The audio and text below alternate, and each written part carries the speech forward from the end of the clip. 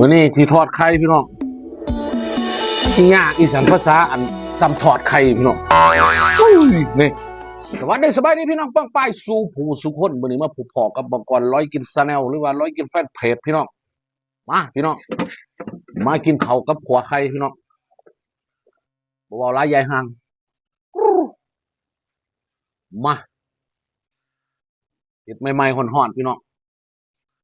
กินห่อนๆมันจังแสบพี่น้องขัวไข่นี่โอ้โห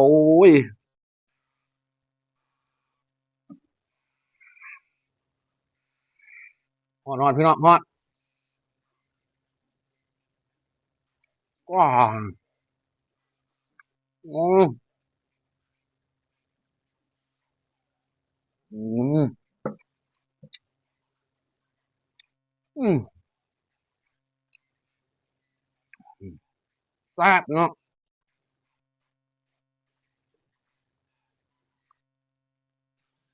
กินห่อนๆอันยังฟ้อนพ่วมมันเมาขึ้นมากินห่อนๆฟ้อนพ่วมเมาขึ้นมามันจังม่วนมันจังแซ่บนี่พี่น้องเฮ็ดเองกินเองพี่น้องแซ่บอ้าวโอ้ยอืมอ๋ออืมอืมอืมแซ่บพี่น้อง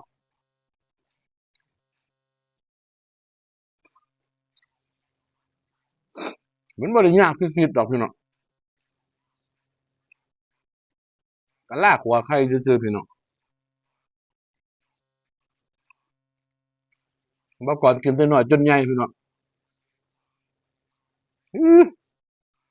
เว้นสิยากสิซ่าเอ้ยพี่น้องเอ้ย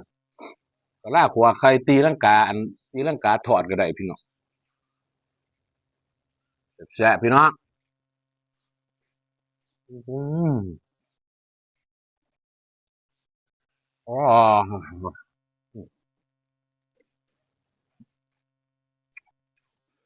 กินน้ำบ่ก่อนพี่น้องเอ้ยโอ้อายทวนๆพี่น้องเว้ยอืมจำกับน้ำมองอันเดือน12ลงพี่น้องฮอดพี่น้องฮอดว้าวว้าว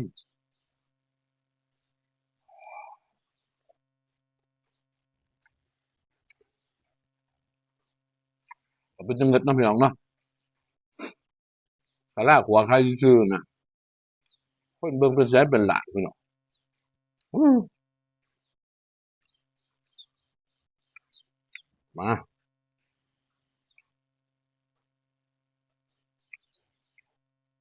อู้ยอายตัวพี่น้องเอ้ยอ่ะทำนี่เพื่อพี่เพื่อน้องสุภูสุคนถ้ามักกดไลค์ถ้าสนใจก็กดแชร์พี่น้องอยากเห็นคลิปแบบใดก็คอมเมนต์กันเข้ามาด้วยพี่น้องเด้ออ้าโก้ยอืมอืมเนี่ยอ่าอ่า